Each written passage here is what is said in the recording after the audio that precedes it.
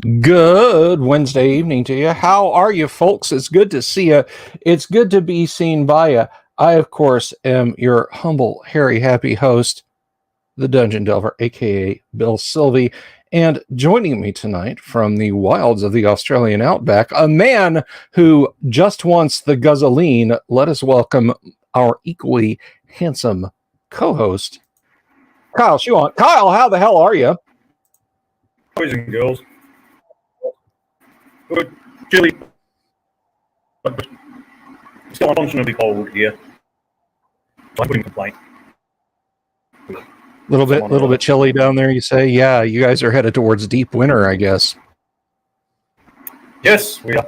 The deep winter in which it rains but doesn't snow. So. Yeah. It's deep winter by our standards. So Yeah. I don't I don't cotton with that cold weather. People are like, but it's so hot in Florida. Yeah, but I've never had to shovel sunshine. I think I've mentioned before, at some strength training forums, there was a guy who said that before he went into his garage gym to work out, he put the heater on for half an hour and stick his barbell next to it. And people were popping up to call him insurable names, say very manly, and then he explained that it got to 20 or 30 degrees.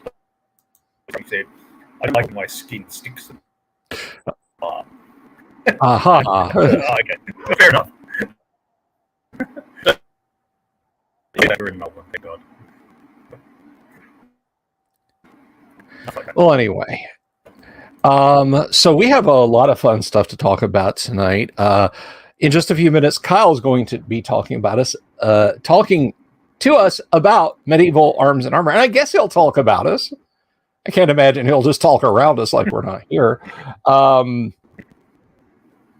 I had kind of an interesting thought experiment, which, of course, goes very strange places with me, where there could actually be a thematic crossover between Kyle's excellent action combat RPG Conflict and the Stranger Things-esque preteen kids adventure RPG Tales from the Loop, but we'll get to that when we get to that. And time permitting, we're going to talk a little bit about creativity, but I do want to point something out. Speaking of creativity, and bear with me, Kyle, because I know you're about as interested in miniatures as I am free weights, but anyway. Okay. So Kyle's going to grab a coffee. I got a little psychic or karmic maybe kiss on the cheek today from the universe. When I have been setting things up, one of the things that went awry was I broke a miniature.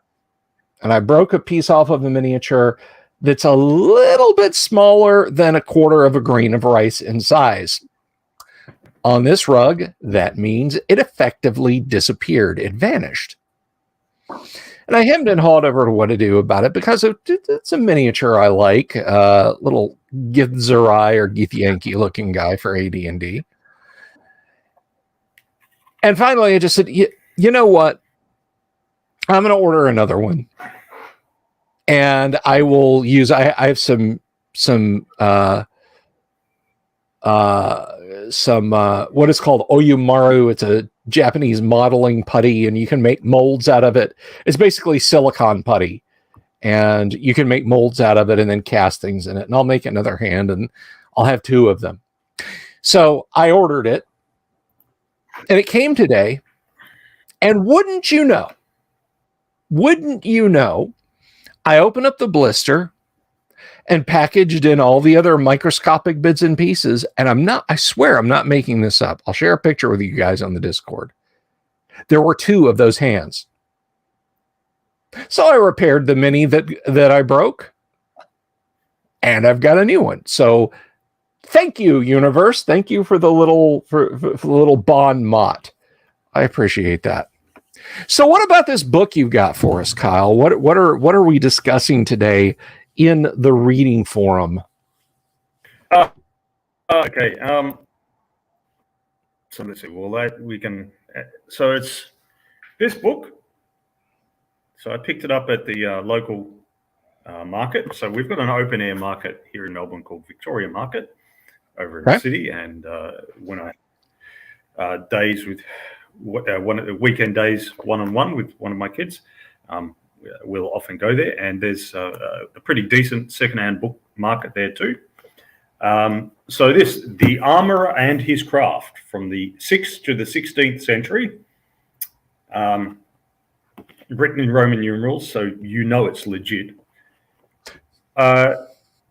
This is actually a 1998 reprint of a 1912 book, which is why it has quite large text, which is all right for those of us 50 and over. But yeah, it has quite large text because I think it probably would have originally been more like digest size and probably, leather bound cover, that sort of thing. Right. Being as it is the age that it is also available on Project Gutenberg. Link is there in the chat if you guys want to check that out. I'm gonna copy this and share this over with our friends over on Facebook. I know sometimes they don't see the YouTube comments, so okay. Do go on, Kyle. Yeah, so that's the link I've got up there in the YouTube chat is the HTML link, but of course, being Gutenberg project, it does all the other ones as well, of just plain TXT files and so on. And you can, if you're really keen, you can ship it over to Lulu and get it printed out, or you can just scan through it on your phone or laptop if you wish. Anyway, so we'll just stick to the.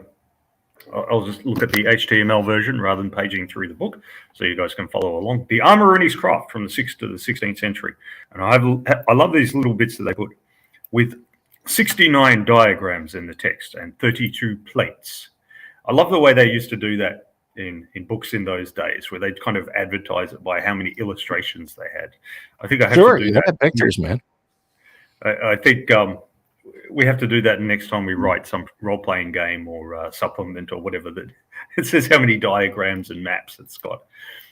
It reminds me a bit of the way in AD&D's a Dungeon Master's Guide, it's got an index of where all the charts are. Yes. And it is a very handy index in that. I just wish there had been one in the player's handbook. Gary. But I mean, it's not done in more recent role-playing games. It's just not done. Which I think is fine if, like, Conflict didn't have an index of the charts, but in the end, I settled on a printing where you just open it in the middle and that was all the charts. So they're not hard to find. But if you've got dozens and dozens of them and having them scattered over hundreds of pages, it can help to have an index. But yeah, it's part of a similar sort of thing. And I'm sure that Guy Gates would have been influenced by reading these kinds of books, because I'm very likely when he was a young man,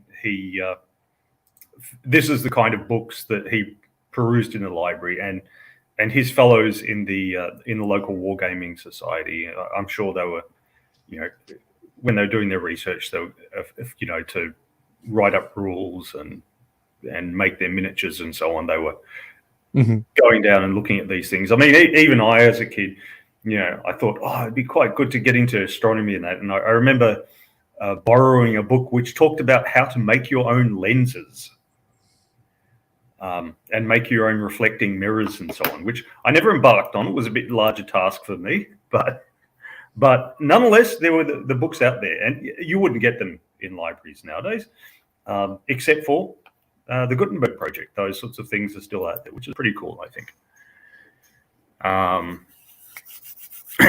So we've got the preface of this book. I do not propose in this work to consider the history or development of defensive armor, for this has been more or less fully discussed in works which deal with the subject from the historical side of the question. I have rather endeavored to compile a work which will, in some measure, fill up a gap in the subject by collecting all the records and references, especially in English documents, which relate to the actual making of armor, and the regulations which controlled the armorer and his craft. I have intentionally omitted all reference to the sword and other weapons of offense, for this would have unduly increased the size of the present work, and the subject is of such great importance that it deserves full consideration in a separate volume. I haven't looked up to see whether he wrote a separate volume of swords and stuff. And by the way, I just want to interject. If this paragraph doesn't convince you viewers out there that, greetings, Jehovah, that high Gygaxian is in fact a real thing that you can find in other places, well, listen on. Yeah. That is absolutely how Gary would approach something. Yeah, exactly. Exactly. I mean, and he chucks in, I like throughout the book, you'll see he chucks in random bits of quotes and so in French and Latin. He expects the reader to know French and Latin. And certainly when he has, well, not Old English, but earlier spellings of English, which generally you and I can figure out, but it might take a few minutes of sitting there scratching the head, maybe saying a word out loud to figure out what the pronunciation is and therefore what modern word it relates to and so on. But he doesn't, like a modern book would just have a straight English translation or transliteration for you. He doesn't bother with that. This is for educated readers. Well, I just finished reading The Lord of the Rings for the nth time, so my body is ready. I mean, example of living English writers, I would like to express the indebtedness not only of myself, but also of all those who are true amateurs d'armes, to Baron de Cosson, who, with the late J. Burgess, ARA, compiled the catalogue of helmets and mail, which is to this day the standard work on the subject. I love that. Amateurs d'armes. Amateurs d'armes. So are we all. Thanks to these little jewels right here. Yeah. All right. So we've got a wonderful contents, and being the HTML version on Project Gutenberg, it's good. It's because it's all hyperlinked. So if you're interested in that title, the use of fabrics and linen, you can just click on it and go through to it. So it's pretty excellent. Convenient. Pretty convenient. And the list of plates as well. And the list of plates, it has the dread words in them: brigadine and banded. He talks about brigadine mail and banded mail.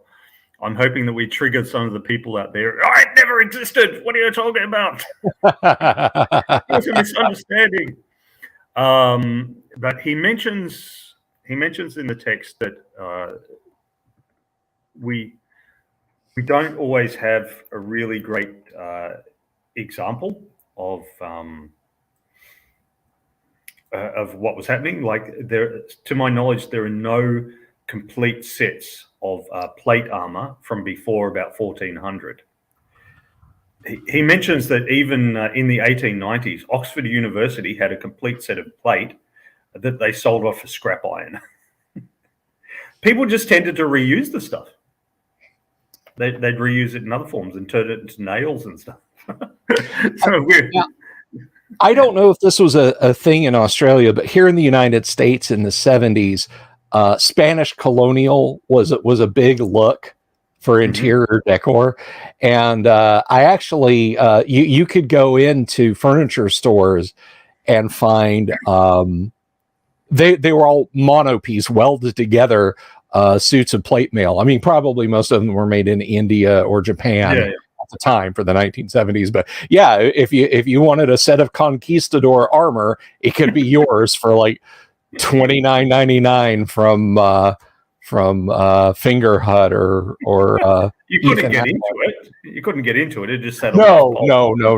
This was strictly decorative. But when I was a kid, my aunt, had parts of her house in Spanish cologne, and I was like, one day she won't want that breastplate on the wall, and those cross swords behind it are gonna be mine. Never came to pass. So this high Gygaxian comes in here too. The armorer and his craft. The importance of the craft of the armorer in the Middle Ages can hardly be overestimated. For it is, to a large extent, to the excellence of defensive armour and weapons that we owe much of the development of art and craftsmanship all over Europe. The reason for this somewhat sweeping statement is to be found in the fact that up to the 16th century, the individual and the personal factor were of supreme importance in war, and it was the individual whose needs the armourer studied. In the days when military organisation was in its infancy and the leader was endowed by his followers with almost supernatural qualities, the battle was often won by the prowess of the commander or lost by his death or disablement. It would Morale be tedious. checks, people. Morale checks, yeah. Now, I read this and I thought, that's very D&D. Yeah, it is. You've got the third level or whatever fighter with his men-at-arms. And I mean, it's horrible to say that about the poor old men-at-arms, but it's more important to armor up that third-level fighter, because if he's still up, the men-at-arms will probably still keep fighting. You can lose a few men-at-arms and the rest will keep fighting, but if you lose the third-level guy who pays them and leads them, that's it. They're gone. Yep. If you're lucky, they might take him with them, taking his fallen body with them.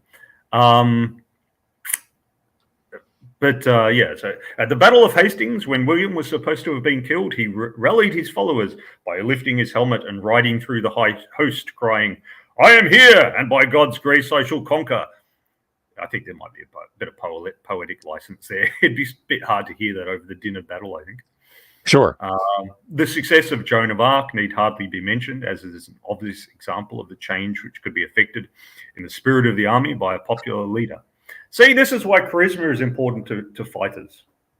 I think I've mentioned on this stream before that I once rolled up a character and he had 17 charisma and like 10 strength or something. And the dungeon master said, "Oh, you could swap them around and give yourself 17 strength." And I said, "No, I'm going to be 17 charisma fighter.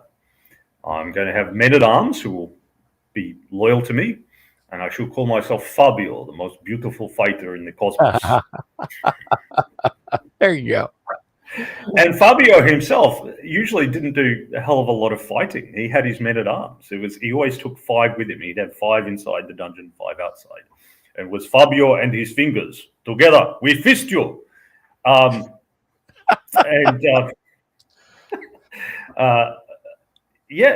they were all very loyal because he rewarded them and that, and he was high charisma. Fabio met his end when he gazed upon a Medusa. He couldn't tear his way from the gaze of, he couldn't.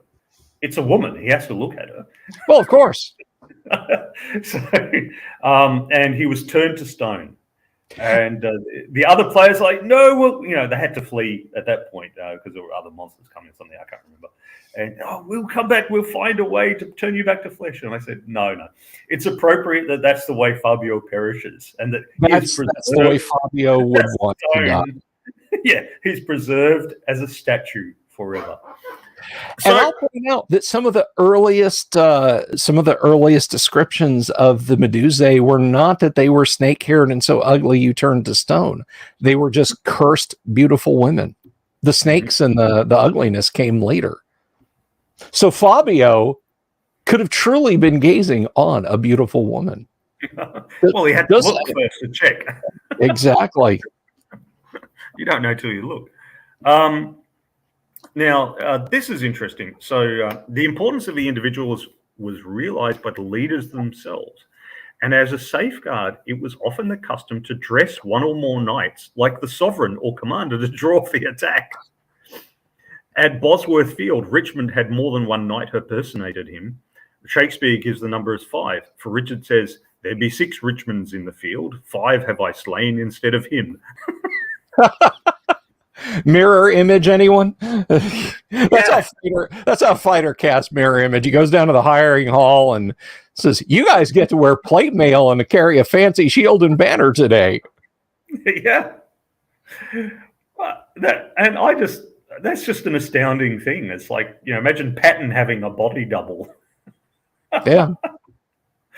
Or Nelson or whatever. But I think it's a good point that when you have a really well-organized military, it's this large military, and you've got this massive logistics chain, and you're churning in 120 millimeter shells through to the front and all that sort of stuff, the individual commander is much less important But when you have smaller units involved, and when the men are maybe less motivated by patriotism or something and more motivated by personal loyalty, that individual is much more important. And, I think D&D captures that fairly well in its various rules. So when the importance of the leader is realized, it will be obvious that the craft of the man who protected him in battle was of the utmost importance to the state. And when once this is admitted, we may fairly consider that in an age of ceaseless wars and private raids, the importance of all the other applied arts which followed in the train of the victorious leader depended to a very great extent on the protection afforded him by his armourer. This is the great thing about this kind of style of writing. He could have just said, because leaders were important, they needed good armour, so they didn't die. But that's much more interesting to read. Yes. And he goes over the history in that. All right, so the object of defensive armor was to protect the wearer from attack, the most powerful weapon, blah, blah, blah. So he talks about its thickness of the armor and also having edges so the blow would glance off. So there's a nice little example there where it's got, he shows the original design of the helmets where it's got a flat top, like you saw at the Battle of Tancredi I think it was Battle of Tancredi, one of the ones during the Crusades. A flat top, and the blade tended to come down and just dunk and knock the guy around, compared to having a pointed top where it would more likely to glance off. So they do that sort of thing, but obviously it's a lot easier to do just basically a cylinder. Do a cylinder because you just need one flat piece that you cut to a circle and then one long piece that you bend around, compared to doing a cone, because then you get lots of spare pieces coming off and so on. Right. There's a bit where they mentioned later on that they had 600 weight of plate, which became 500 weight of armor, or it was something like that. So they, in trimming it to the right size, it's the same as cloth, the same as making clothing. You have the big, long, straight piece of cloth, but then when you cut it up to make pants or shirts or whatever, you'll end up with all these offcuts. And it was obviously the same with making plate armor. Right. Now, when you say 600 weight, I mean, you're not talking 600 pounds, are you? More than that. So the 100 weight in Britain was 8 stone of 14 pounds each, or 112 pounds. Good Lord. This is talking about when they were making large amounts of armor. Okay. I thought I was like one suit. No, that doesn't track. No.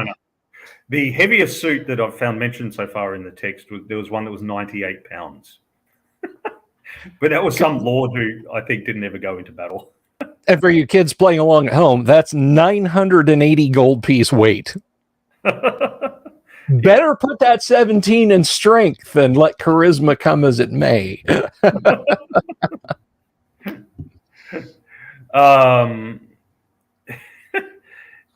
Okay, so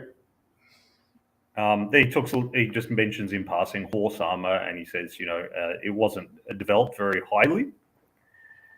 They seem to just put plates over vital spots because the damn horse wouldn't be able to move. Though there's a wonderful exception here where they've got a drawing of the horse fully done up, and I don't think that horse would be able to move very well. Yeah, no, that's no. He said some attempt to make an articulated suit was evidently made, for we have a portrait of Hanneschmeister Albrecht mounted on a horse whose legs are completely covered by articulated plates similar to those on human armor. A portion of the leg piece of this or a similar suit is in a museum in Brussels. Besides the obvious advantage of plate armor over mail for defensive purposes, it should be noted in the former the weight is distributed over the body and limbs, while with the latter the whole equipment hangs from the shoulders, with possibly some support at the waist. Hence, the movements of the mail-clad man were much hampered both by the weight of the fabric and also by the fact that in bending the arm or leg with the mail would crease in folds and would thus both interfere with complete freedom and would probably produce a sore from chafing. So he mentions these little things as well. Some things which are sort of obvious once somebody else tells you. You know, you'd get a little fold in the mail and you'd get a sore from chafing. He mentions other things like you could tell the difference between the armor worn by foot soldiers and the armor worn by cavalry. The armor worn by cavalry, the plate brace over the thighs would end at the hamstrings because you didn't need to protect that because it's sitting on a horse. The horse will protect the back of your leg. Makes sense. Makes perfect sense. Whereas the guy on the ground didn't. And he mentions other things, like he said, in recent theatrical productions, and the same's true 100 years later in cinema, he says they have the leather straps holding the, like you might have a front plate and a back plate, and they have the leather straps on the outside. He said you wouldn't do that because it would become a target for whoever was fighting the guy. Couple of axe blows there and you're out of your armor. Yeah. Whereas if you have the straps inside, then that's much harder to do. But of course, if you have the straps inside, it makes it much harder to get on and you start needing other people's assistance. He doesn't mention that, but that's an obvious sort of thing. You start to understand why the knight had a squire to help him put his damn armor on, you know, and look after the stuff as well. I think it's mentioned only once in the text, but I do know that the mail armor, for example, what we call chainmail, that was cleaned by putting it in a barrel with sand and vinegar and rolling the barrel around, because it was a bit tedious to get like a little wire brush and do each individual little ring. So they just put it in the sand and they rolled it and then shook it out afterwards. But you had to have someone have a cart with the barrel in it and the sand and the vinegar, and you had to have someone to do that because the knight's not going to bother doing all that nonsense. Right. So, yeah, so there's all this sort of all this kind of maintenance, which as a player or dungeon master, I'm not particularly interested in going into, but as a dungeon master, I will actually acknowledge it by saying, okay, we have the men-at-arms, and like half the men-at-arms go into the dungeon, the other half the men-at-arms stay back at the camp, and they maintain all the gear. Yeah. And so on, when they're not guarding. So they do all that sort of stuff. Yeah. So it is happening, but I don't want to hear all the details. As long as somebody's taking care of the details, you know. Right. And I think I was just going to say, in AD&D, there's it is partially a, how do we sop up extra cash from the players so they're not basically walking around like Brinks trucks, but there is a maintenance of 100 gold pieces per level. And I would imagine that armor upkeep is thrown in that, you know, monthly, just for you.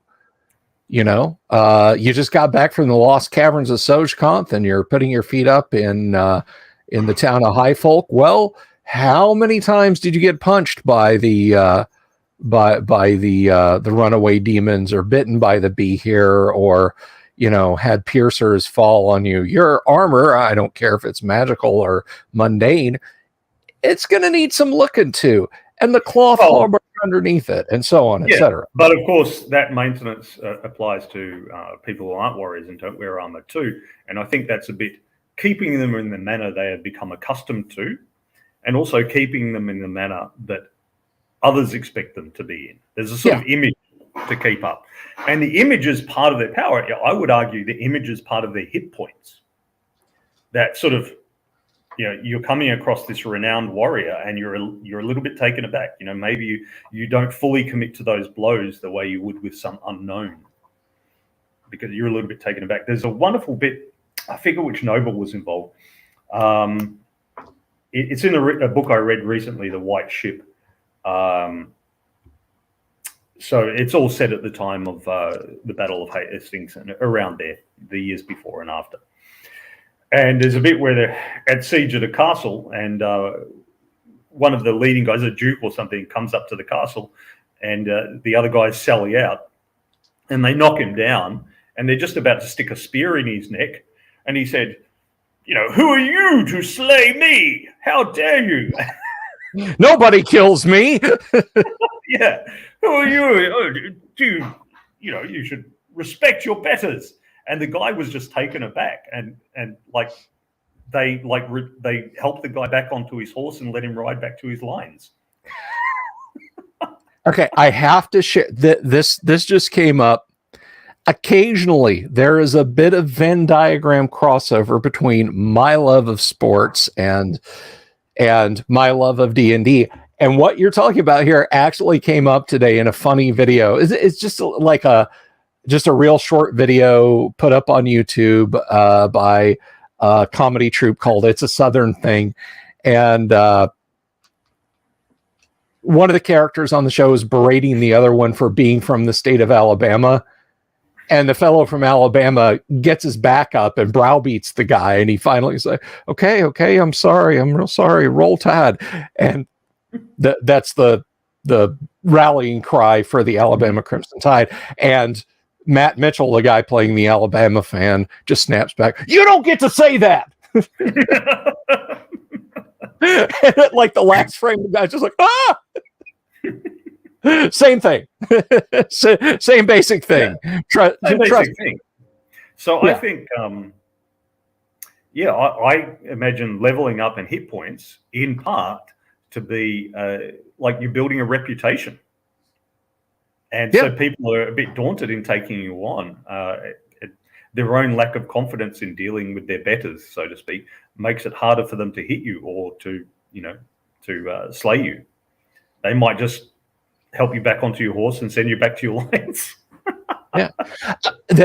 Here's a good example of that charisma working. This came up. So every year, if you don't follow me on Facebook, you don't have to. This is not a paean for people to go sign up for Zuckerberg's metadata machine. But if you don't follow me on Facebook and you want to check this out, it's for public viewing. Usually on June the 4th every year, I start a photo journal of preparations, U.S. troop preparations, because I'm an American citizen, but I don't knock any nation's contribution to the Allied liberation of Normandy on D-Day. And one of the most fascinating stories about that was 2 U.S. paratroopers entered a cathedral, really just more of a small church at Angomville du Plain in Normandy. There were wounded U.S. and German soldiers lying around outside. So they dragged the wounded inside, set up triage, and began to treat them and civilians. And occasionally a U.S. patrol would come by and say, "Hey, what's going on in here? We've set up an aid station. We've set up a temporary hospital." And so hey, we're going to, Charlie, this is your best chance here. He's got bandages. He's got all this, okay, all right, put him over on. And they would treat them. And at one point, the Germans pushed back the Allies, and the German commander came into the church. And one of the 2 medics, and I cannot remember their names off the top of my head, and I apologize for that, looked at the German officer, who I can only presume spoke English, or he just made a really good encounter reaction roll, the American airborne guy did, and said, "Leave your gun outside." That was the standing order. American, German, didn't matter. Your firearms stayed outside.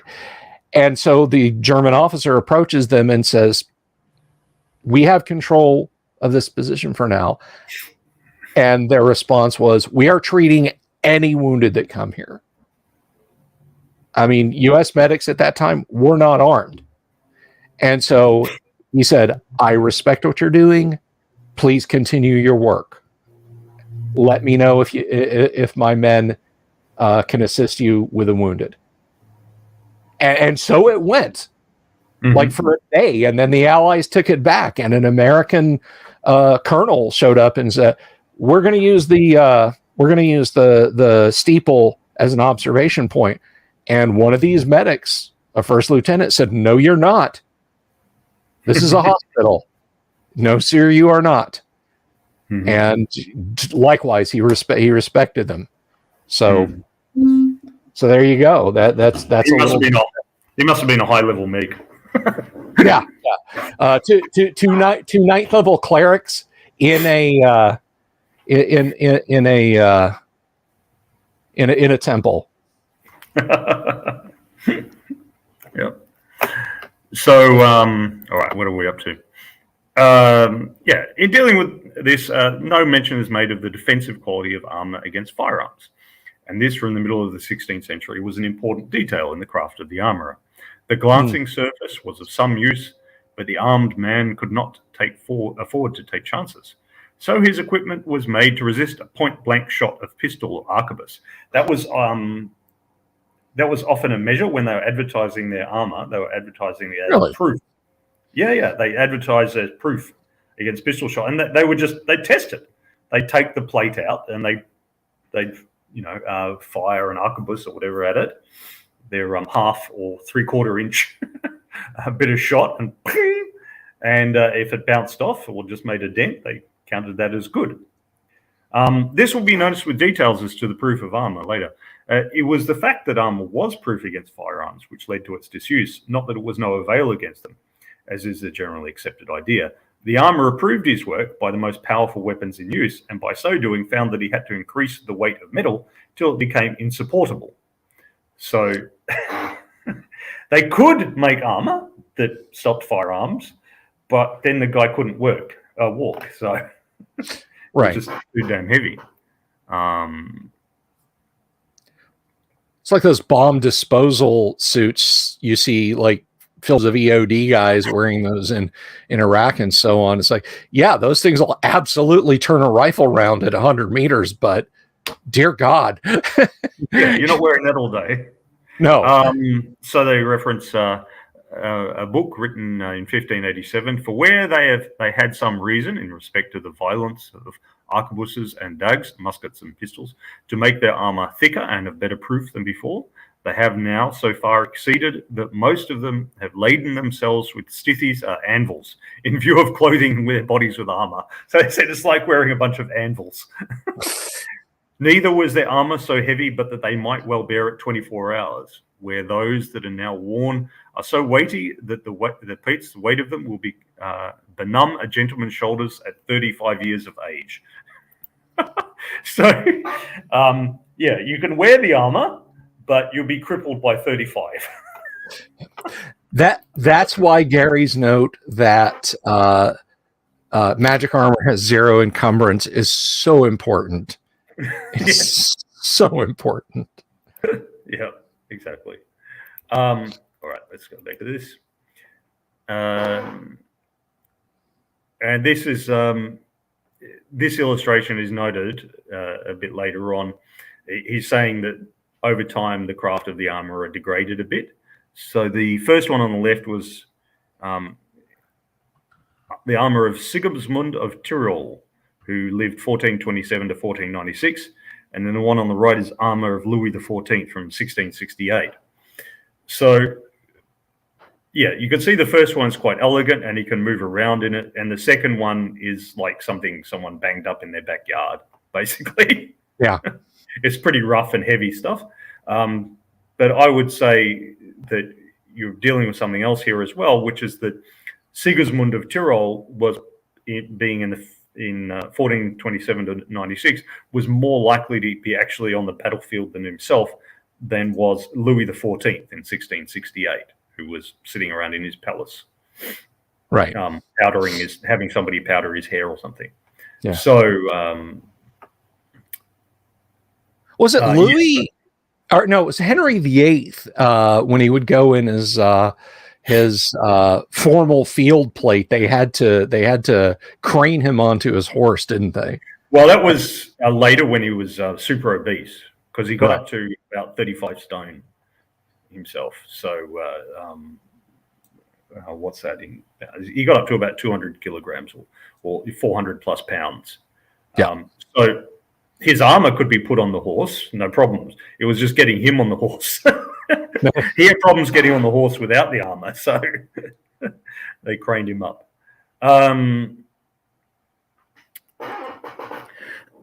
Yeah, so certainly he mentions, so in the days when travelling was difficult and the difficulties of transportation great, both on account of the condition of the roads and also because of the insecurity of life and property, due to national and personal wars, it was but natural that each country and district should be in large measure self-supporting, especially with respect to armour and weapons. At the same time, by degrees, some localities produce superior work, either because they possess natural resources or because some master founded a school with superior methods to those of his neighbours. Thus we find Milan famous for hauberks, Bordeaux for swords, Cologne Cleves Cologne for halberds, Toulouse swords, and so on. So it goes on like this. For D&D, I think this brings up a point of, can you get that suit of play in the village of 100 people, in the village of Hom, let's say? Can you get that suit of plate? Can you even get a sword? Will you, if you have your +5 Vorpal sword, will you be able to sell it off in the village of Homlet? Will there be any buyers for it? I find that most game masters or dungeon masters will say, no, you can't sell it, but you can buy stuff. You can't necessarily buy magical stuff, but they'll let you buy ordinary stuff. But now, you don't necessarily want to go too deep down the realism rabbit hole, but it may be something to consider when you're trying to fine-tune what your campaign world is like. It may be, if you want that that suit of plate, you have to travel all the way to the capital city to be able to buy it. Likewise, swords and so on. Whereas if you're off in some provincial area, you can easily get leather armor. So yeah, that may be the case too, and you can also have it too if you're a game master. Is, if you want to have a kind of a low magic setting, you could still have a sword that's +1 just because it's particularly well made. So it might be +1 to hit and damage, and you may or may not allow that to affect monsters that need a +1 or better magic weapon to hit them or whatever. But it might be +1 in regards to normal creatures. They do that, yeah. They do that a bit in 3rd edition with quote unquote masterwork weapons, weapons that aren't necessarily, they're not necessarily magical, but rather they're just really well made. Hence, masterwork. So you find one in a dragon's hoard. It's not necessarily going to ping as magical. You hold it aloft, doesn't glow blue, doesn't talk to you, doesn't tell you where good loot is. It's just +1 to hit and or +1 to damage. Yeah, so you might want to consider something like that in your campaign. But even if you don't, you might also want to consider whether particular weapon, arms and armor are actually available in that local area. They may not just have the kind of economic and resource base to be able to do that. Because as you see, if you read through this book, the making of plate armor was no quick and easy thing. So yeah, he goes on for a few pages about different areas, that produce different stuff of different levels of quality. They even got into making nice anvils. You can see there's anvils with the marks of the saints and stuff. And he said, and they obviously weren't purely ornamental because there's burring on the side of the anvil, which indicates somebody had been bashing metal on top of it for a number of years. Right. So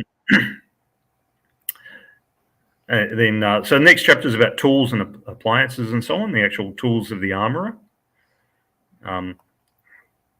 This illustration here is the illustration that's actually on the cover of the modern reprint. It's just on the cover of the modern reprint. They've done a little bit of colorizing of it. I think it's a wonderful little illustration showing guys hammering away, and it's actually Maximilian, so Emperor Maximilian of the Holy Roman Empire, of their armor. So they emperors and kings, they didn't just go down to the market. They had an official armorer. There's a bit in one of the appendices that talks about Henry VIII's armorers, but we'll get to that in a bit later. So that's all the various tools, and he talks about that. and the cost. So there's quite a bit involved in it. So he gives the example. Record office, like for a mill wheel with standard 2 beams and braces belonging thereto and 2 small wheels to drive the glacis, 40 shillings. For two elm planks for lanterns for the same mill, so supporting the wheel that spun around, 5 shillings. Right. 13 pounds of tin at 5p a pound. 28 pounds of white soap for tempering the said mill. So they use the soap as a lubricant. So 28 pounds. I don't know how, I don't know how long that kept them going, but it's quite a bit of it. And then 500 gauntlet nails, 100.5 of iron at 4 shillings and 8p, and 3 riveting hammers, a pair of and so on. So the mill wheel was for the water power used for turning the grindstones. So this is something that not many people appreciate, that there isn't this sort of thing where you have the Middle Ages and then bang, suddenly the steam engine comes along and everything gets mechanized. Right. There's a wonderful book. What was it called? The Medieval Industrial Revolution or something like that, where they talk about the use of water wheels and so on, which got used in mills, in iron mills, where they were making plate steel, because they'd get like an iron bar and they'd force it through big rollers, and that would squash it out, and they'd force it through multiple times until they had made a big flat plate. Dude, the water hammer was a thing. Just an Yes. automatic hammer being powered by water. You'd move your device in it, hold it still, bang. Move the next in it, bang. And you knew how fast that wheel was turning and how fast the cam was tripping the trigger for the hammer.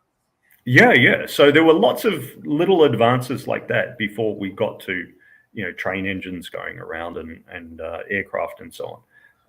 And water and wind were a big thing.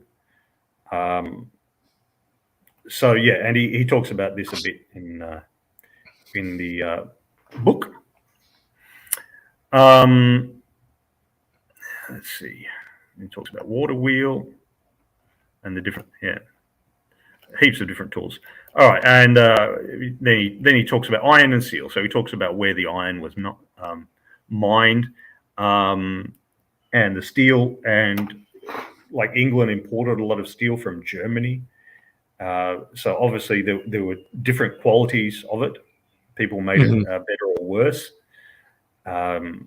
Some areas were known to have crappier steel. Obviously, during the production process, they just mixed other stuff in and it made it brittle or whatever. It's like people get obsessed about Japanese swords being folded and beaten. Guys, they were folded and beaten because their steel was shit. They had to fold them and beat them because they couldn't make high tensile steel. They took the absolute garbage iron ore that they were pulling out of the ground in Japan and doing the best they could with it. So keep your magical, katanas, cut a Sherman tank in half to yourselves.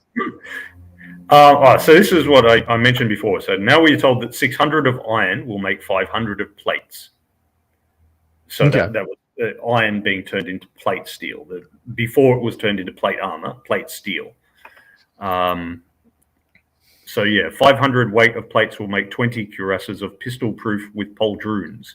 Therefore, one set will weigh 28 pounds. Pauldrons, sorry, not pauldrons. 400 weighted plates will make 20 pair or 40 sets of cuirasses without pauldrons. Therefore, one set will weigh 11 pounds, 3 ounces. 1,600 weighted plates will make 20 ounces. This is all stuff that was written in at the time. 4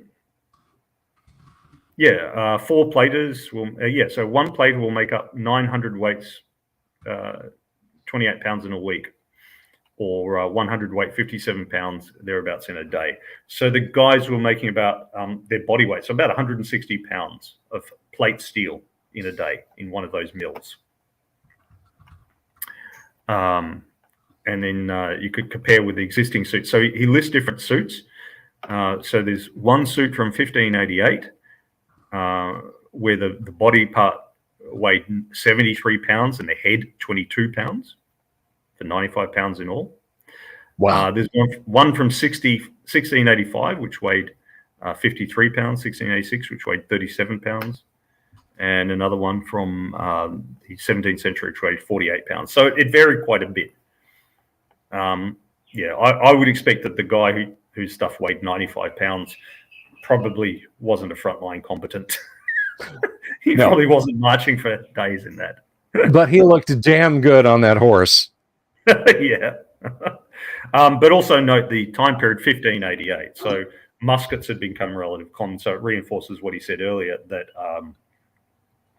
they could make armor that was proof against firearms, but it was bloody heavy. Yeah. And the guy wasn't going anywhere. So, the craft of the armor. So this is the one that'll trigger some people.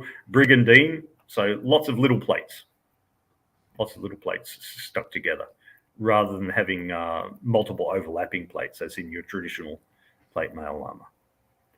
Lots of little plates. And then there was single and double mail, where they had single rings and double rings. Mm-hmm. And they got some illustrations there. It goes over it. This is interesting, a skirt. So this must have been developed for. So this was Emperor Maximilian's gift to Henry VIII. It must have been Henry VIII. It must have been designed for horseback, because he got this massive skirt, so that it would allow his legs to be spread on the top of the beast. Makes sense. Yeah. And then he talks about jack armor, which was a little bit like brigandine, and it had but instead of interlocking plates, it was cloth, but with the plate inside it. Lots of little plates inside it. Interesting. So that was jack armor. And that was considerably cheaper. Jack armor was about a pound of silver. But the armor that was being supplied to Henry VIII in large numbers, we'll see later, was 12 pounds for a suit of plate. So what would we consider jack armor in AD&D, do you think? I mean, I'm tempted just to say scale. I would say scale mail. Yeah. I would say scale. Well, he mentioned scale. Scale's a little bit different because they overlapped a little bit.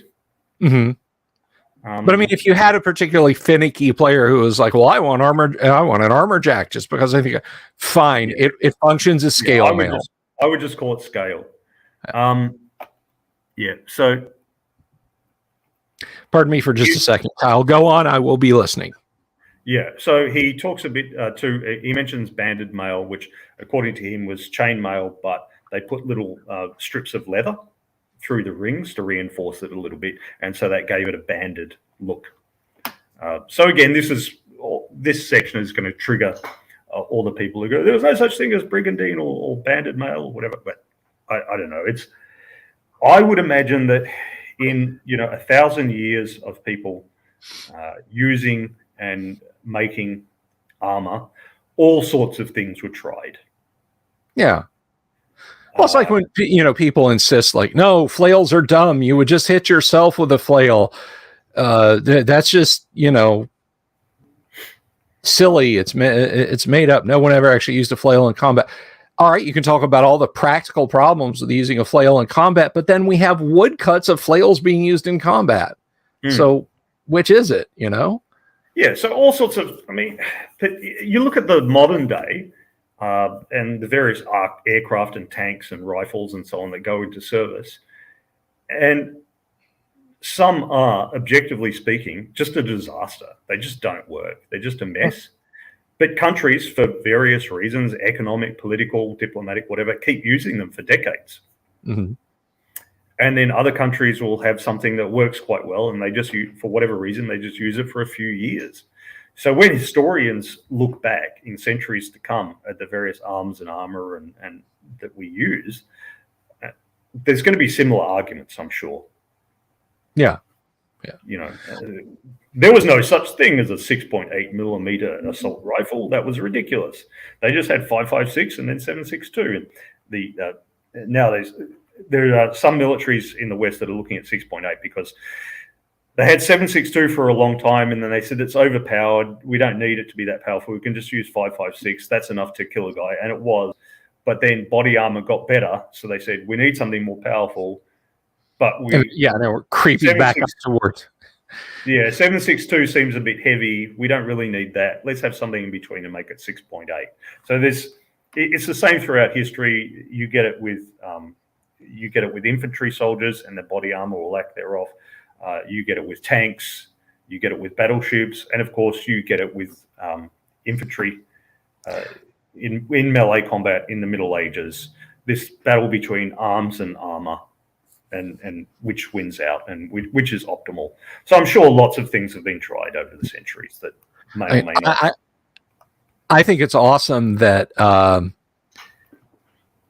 in the late 1930s, the U.S. produced the M3 Stuart light tank.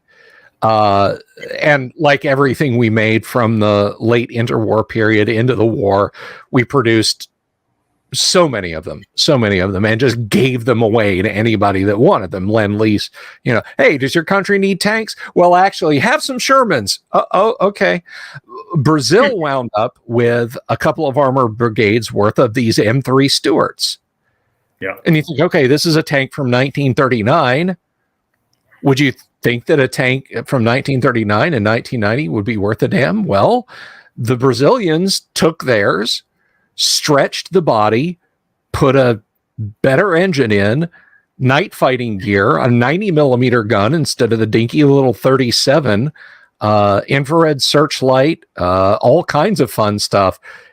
And until like 1992, the Brazilian were using tanks from 1939. So the more stuff changes, the more stuff stays the same because they're doing the same thing, as you say there in the book. Yeah.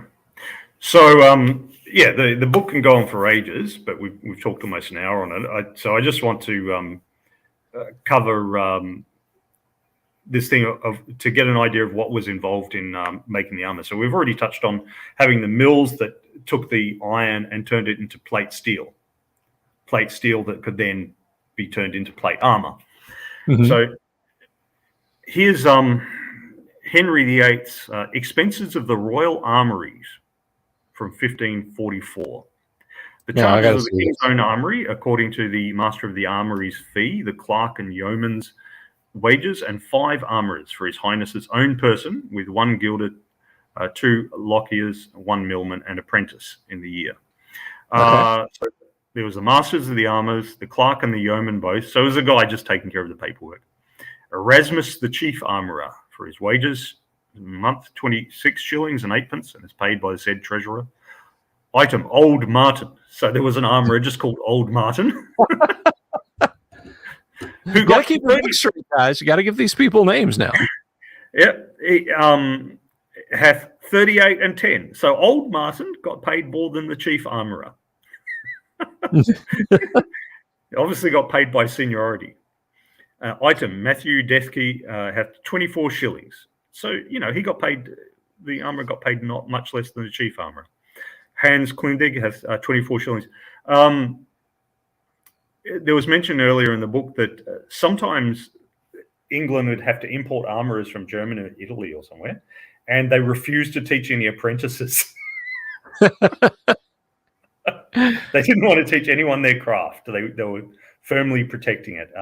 Some of the other appendices are about that, about sort of protectionism of forming guilds or unions as we call them these days. So and Jasper Kemp also gets 24. So the 3 basic armourers get 24 shillings, except Old Martin, who gets 38. Now I'll tell you this, straight up, if you're a DM, you ought to be taking notes on this. You ought to grab yourself a copy of this when your player's like, I want a suit of plate mail. Well, let me tell you what that's going to run you, boss. Well, he doesn't do much, but you need to pay him first. This wasn't just for Henry VIII's armor. This was for, as you'll see, 32 suits a year. The two lockiers, 20pence. A lockier was a locksmith. You might wonder why a locksmith was involved in making the armor. but it was all the little rivets and all the little pieces that allowed them to articulate against each other as well. Mm-hmm. So when you were putting it on and they'd have sliding rivets and things like that, those guys would handle those. And the millman, the guy who just battered it flat or battered it into the curve as appropriate. And then item for the apprentice, you got 6 pence a day. Hey, better than the labourer who got, general labourer got about 2 pence, 2 pence a day, those. Yeah. Item for 8 bundles of steel to the said armory. Elsewhere in the book, he calculates a bundle of steel was probably about £20 for the whole year. 38 shillings a bundle. The cost of the house, £7. So all these guys were living together in one big building. So in premise, the wages of 12 armourers, 2 locksmiths, and 4 apprentices to be divided into 2 shops. Every of the armourers, their wages at 24 a month, and locksmiths at 20 a month, and every apprentice 6 pence. The day amounted to the year 2, and then he gives the amount. And the wages of millmen, steel, both shops, a cowhide a month, because they've got to have leather to strap all this crap together. Buff leather. Anybody who's played Skyrim knows you gotta get leather if you want to craft items. And then wisp steel for both shops, and wire monthly to both shops. Nails and buckles for both shops. And then item to every of the said armourers, locksmiths, and millmen for their liveries. Because if they were appointed to the king's service, they had to. I mean, at work they'd wear their leather aprons and stuff, but when they were not on duty, they would wear the king's livery. They'd have the king's tabard on them, so people would know he's an employee of the king. Don't give him shit. Nice. 4 yards broadcloth at 5 shillings a yard, and 3 yards of cassia at 2 a yard, which amounted in the year for 12 armourers, 2 locksmiths, and 2 millmen at 26 shillings for a man. So he needed to pay for their clothing too. Just like in D&D, man, you go and hire guys, and it's like the alchemist. You're not just hiring a dude. He's like, yeah, I need a lab. I need a house with a lab in it if y'all want potions. That's real nice. You want me to be your alchemist, but it's going to cost. And then you got your fighting men. You go down to the guild hall and say, all right, you guys say you're all pikemen, come with me. Where do you keep your weapons? I don't know, boss. Where are you going to buy our weapons at? Yep. So it wasn't exactly there. It was one of the other appendices, which I won't bother searching up. But basically, there's 16 or 18 guys, and they produced 32 sets of plate armor a year. So it must have been for his cavalry or his men-at-arms otherwise. So, essentially it's comes down to one person, assuming they had all the skills, working for 6 months to make it. Because if 16 guys can make 32 sets a year, then it's like one person for working for 6 months to make a set of plate armor. But and that's why I said, go ahead, sorry. But one person wouldn't have all those skills. And so, that's why a set of plate costs so bloody much. Yeah, exactly. 400 gold pieces. We're not in the business of keeping the Cadillacs on the lot, guys. You're going to have to order that one. But in most cases, I think it would have been individually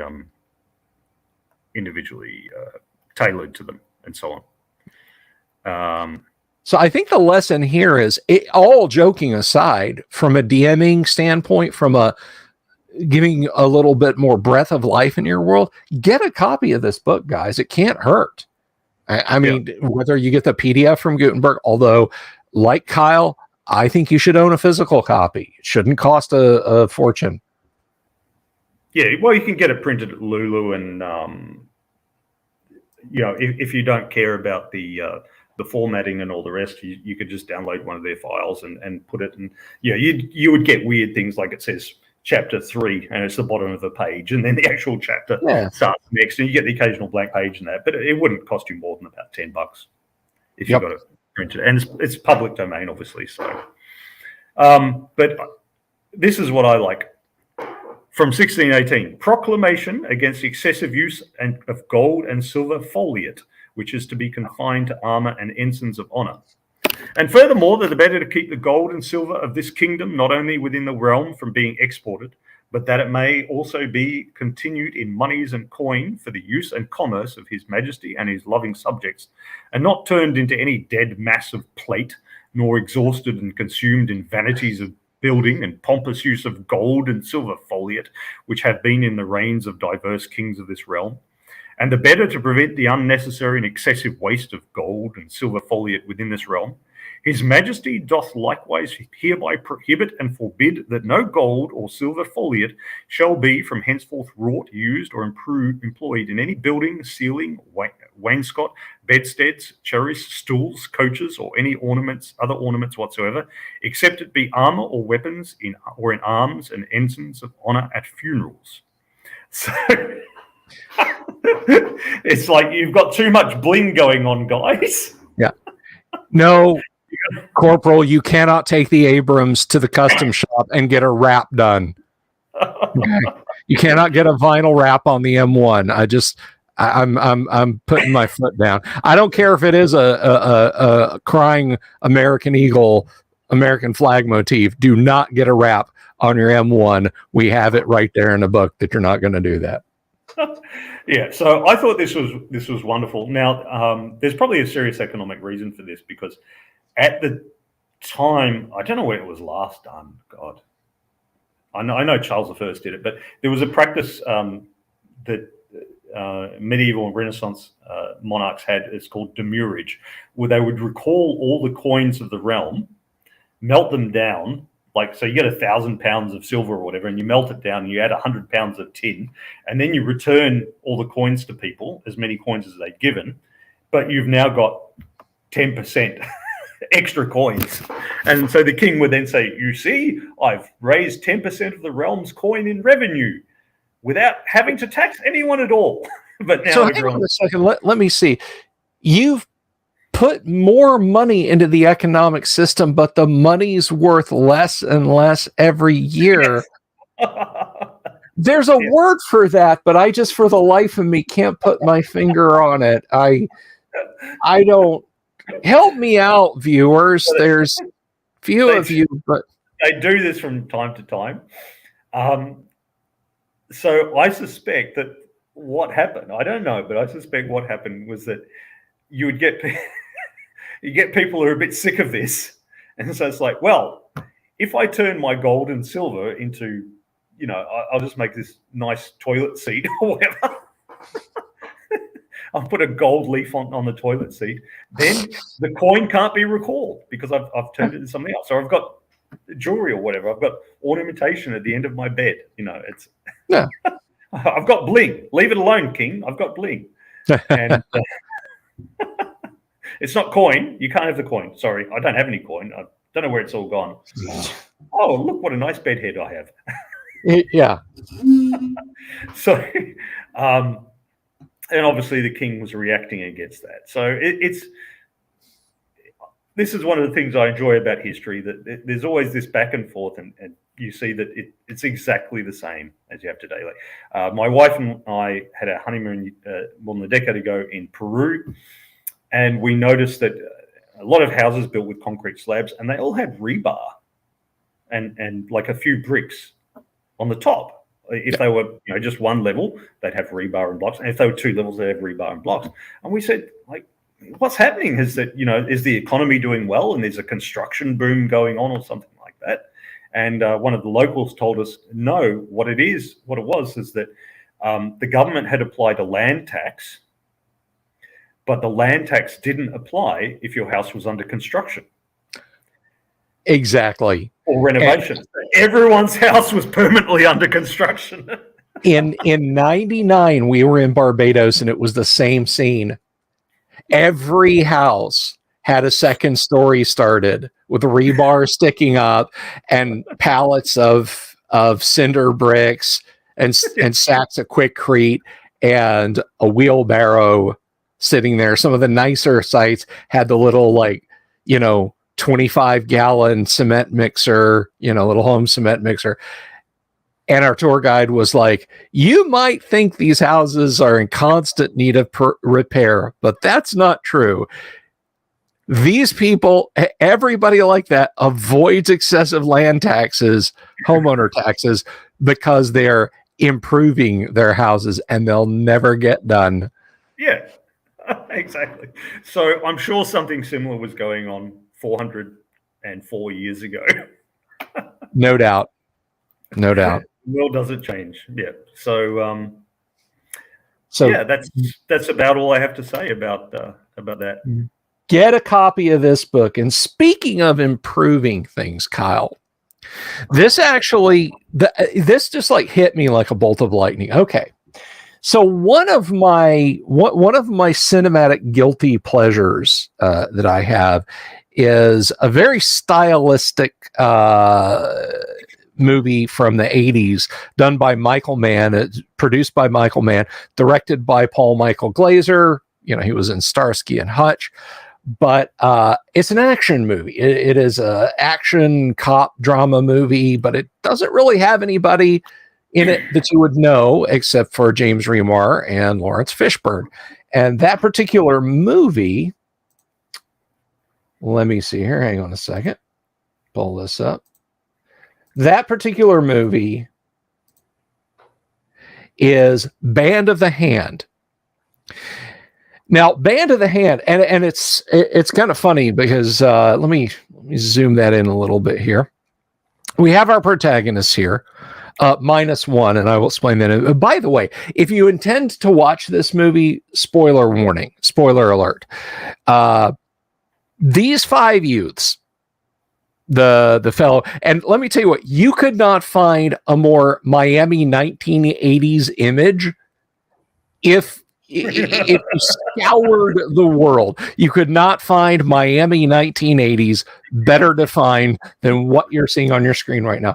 Do a screen grab, save this to your hard drive if you want the photographic essence of Miami in the 1980s, because it's right there in glorious 9 bajillion colors and all of them clashing.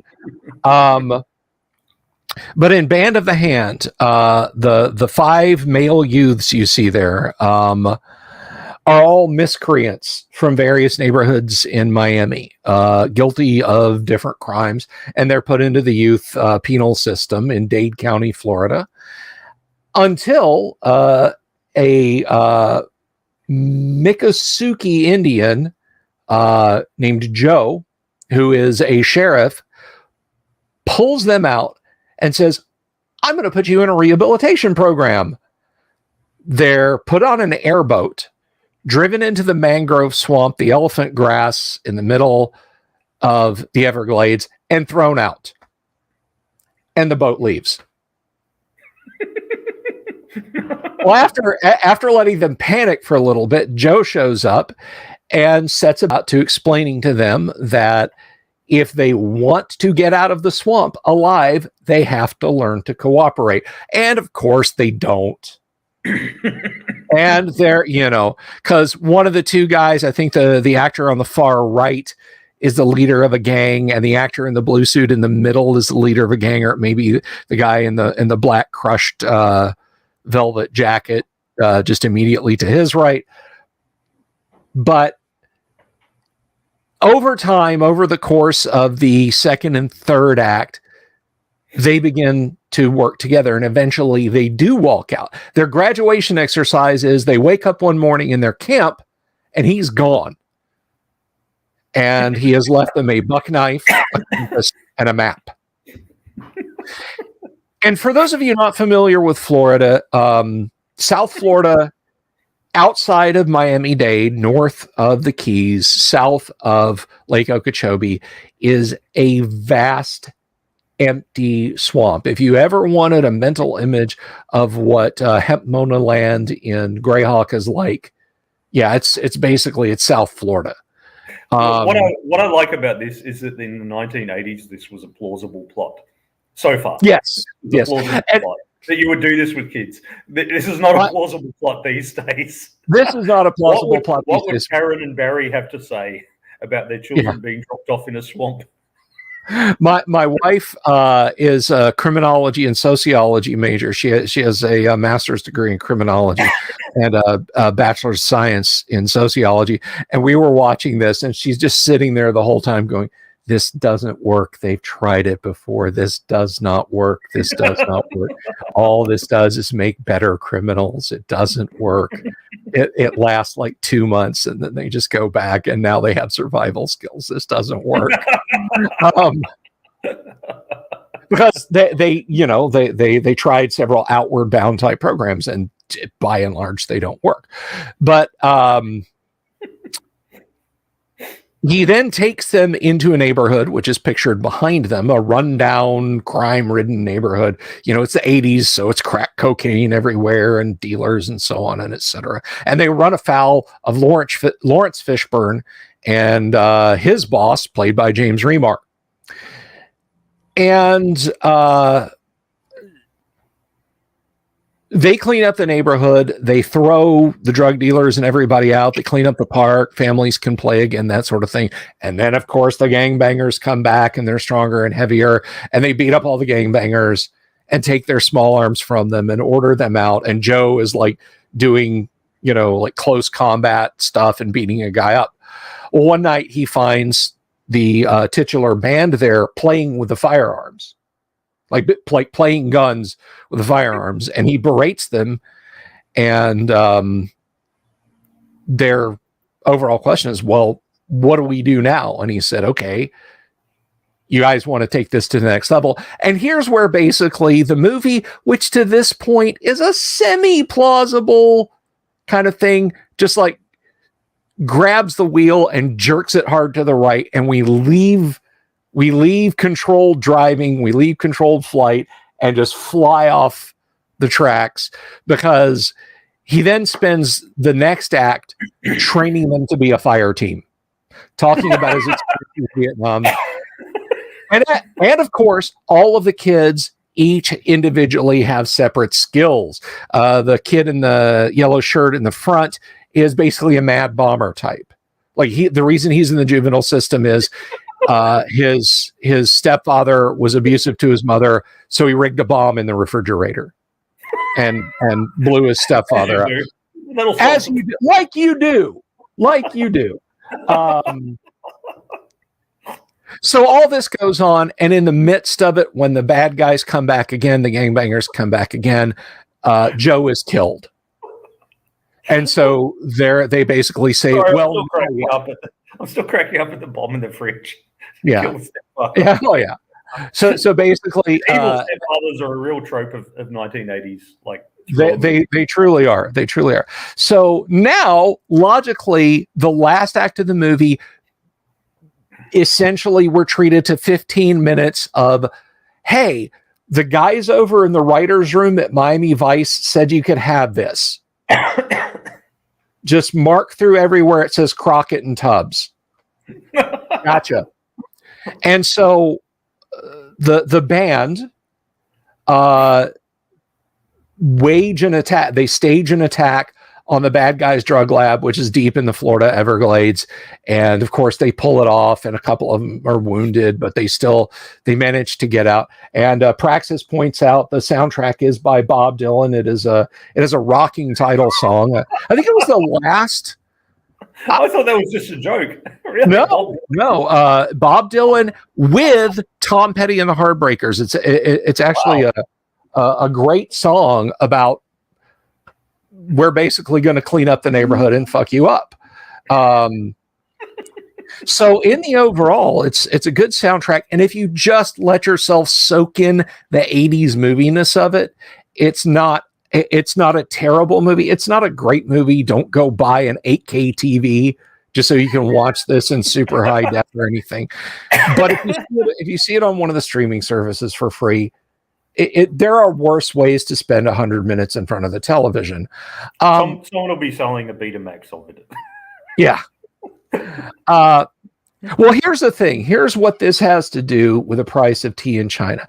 I was thinking about Band of the Hand because the song came up on my Spotify playlist of 80s music while I was cleaning up around here. And I was like, Band of the Hand, I haven't thought about that movie in at least 5 minutes.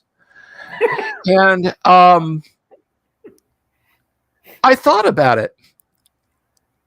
And I had just the strangest convergence of ideas. Of course, we know Kyle has written an excellent small unit combat role-playing game, Conflict.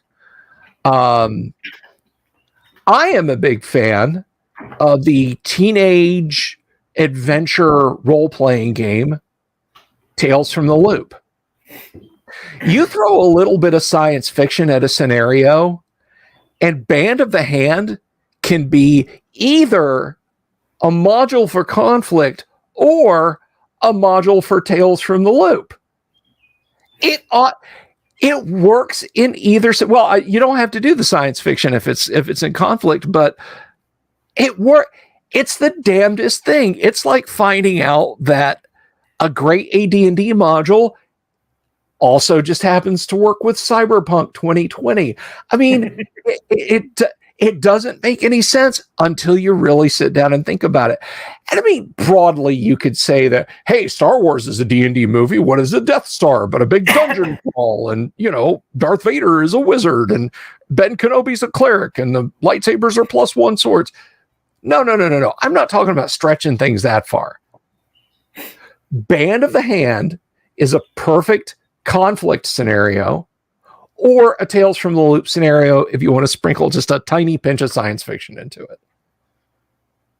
That's just that's my feeling about it. When you first mentioned it to me online, I remember thinking like this older guy, a Vietnam veteran, trains up a bunch of youngsters to clear out the neighborhood, and my first thought was Red Dawn. With old Powers Booth, the Colonel, sorting out the kids. Yeah, it's not quite as violent as Red Dawn, but yeah, Joe's pretty much like takes them out into an open field and is teaching them small unit tactics and stuff. So, I mean, I feel like if Stephen Lang's character Joe had survived, yeah, he probably would have been doing some commando shit, and I would have loved to have seen him explaining that to the district attorney. So Deputy Joe, how is your rehab program going? It's going fine. Thank you for asking. The kids are adapting well. Also, we'd like to ask about some reports we've been getting of small arms fire in this neighborhood where your rehab house is. Do you know anything about? I haven't the faintest idea. I couldn't begin to tell you what that's about. And what about this drug lab getting blown up? Yeah, exactly. Exactly. Well, we had a tip that it was there, so you didn't tell the FBI. You just decided to go in yourselves. Yeah, exactly.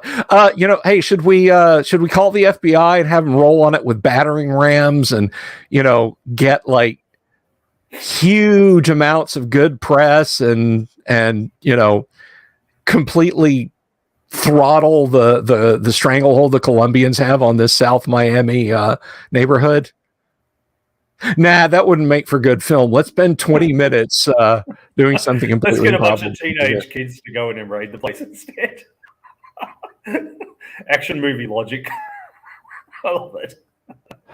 So Praxis has seen it, and he's talking about a great scene. The scene in the hardware store buying the IED materials is a classic. So I can't remember the actor's name, but there's a guy who was like constantly on Miami Vice as like a ratso or like a rat fink kind of guy who always like he was Crockett and Tubbs' man on the street. They would shake down like, we know the Colombians are coming in town, Carlos.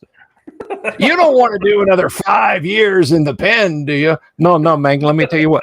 So it's a very badly affected accent he's got in Miami Vice, but he's just speaking kind of like a nasally Midwesterner, which is probably what he is in the movie. So they go into a hardware store and they're buying like, it's like the Terminator shopping list, mothballs, kerosene, lengths of pipe, stuff like that. And so they ask him, the kid, the redhead and the girl are buying the stuff, and this is literally like one of the first pieces of he has like very little dialogue in the movie. He's supposed to be like this twitchy kind of guy who never really talks much at all.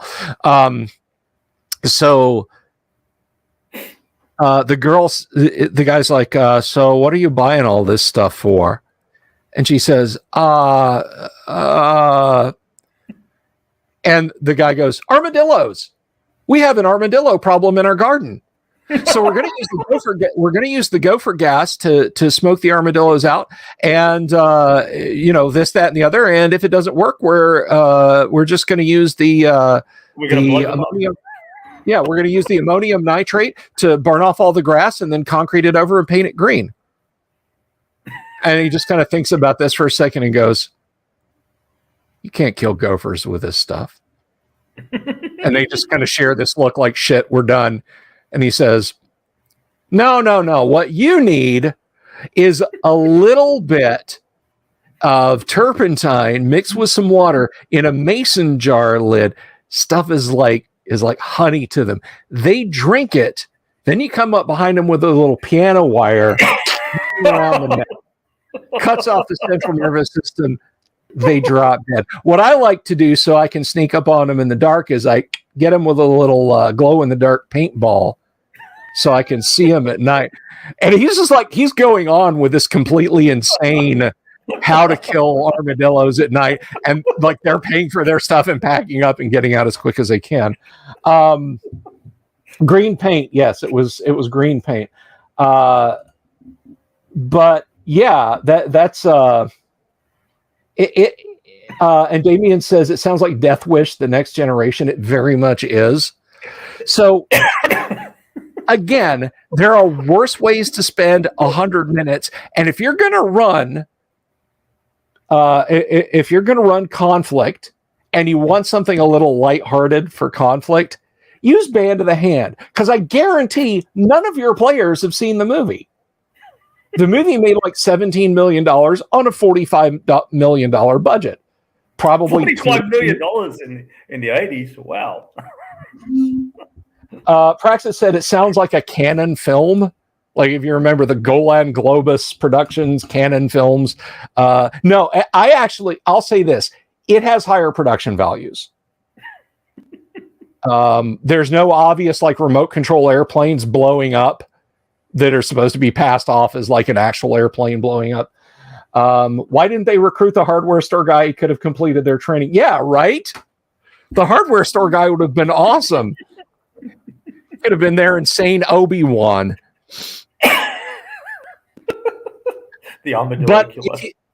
If you just throw in a little bit of the technology from Tales from the Loop, you can also run this as a Tales from the Loop scenario.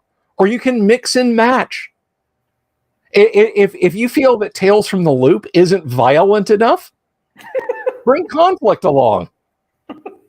Give those 11-year-olds Tommy guns and M16s. And a Miccosukee tribe, American Indian police sheriff to train them. And then die tragically. As long as one of them has a katana. As long as one of them has a katana. I am a little disappointed that and I can't remember the character's name, but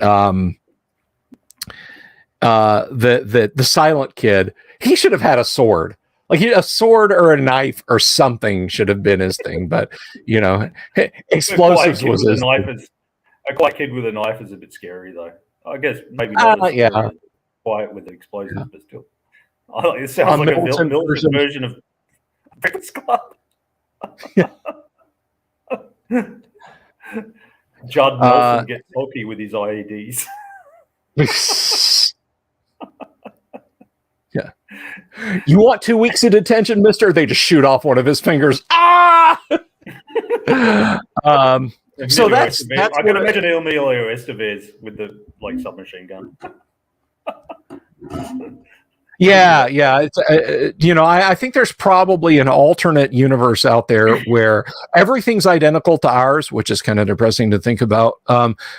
except Emilio Estevez was in Red Dawn.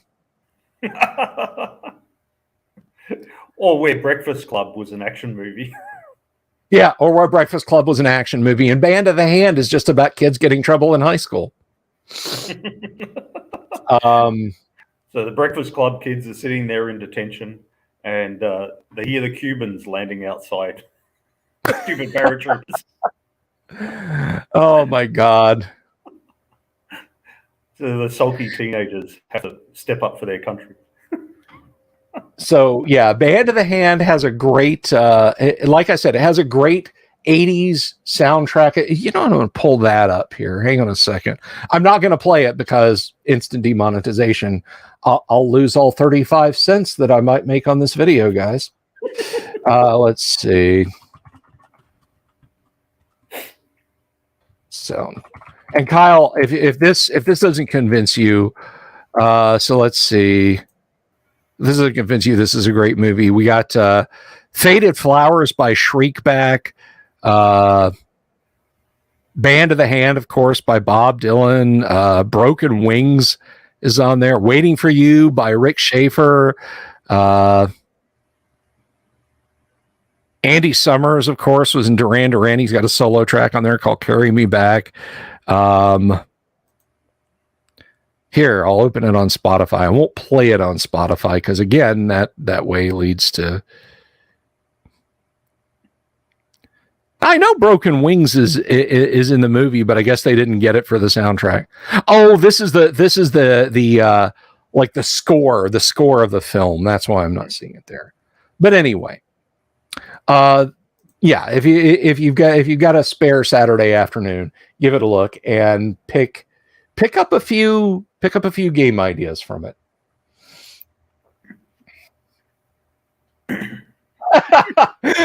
All the armed former Cubans who are waiting for this day. Yes, that is very true. That is very true. Dade tends to vote pretty Democratic, but let me tell you something. You start talking socialist smack, I mean American style socialism in Dade County, and you will find yourself surrounded by some Cubans who would like it if you would leave. Senor, please leave the bodega.